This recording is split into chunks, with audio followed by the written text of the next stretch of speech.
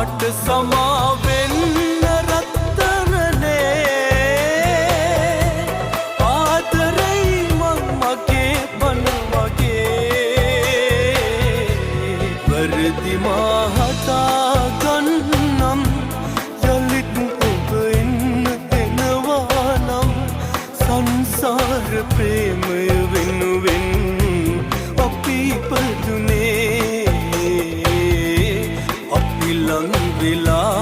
ඉමුත් පෙර වගේ වරදක් කළා පිළිගන්නෙමි දෙවියෙක් නොවේ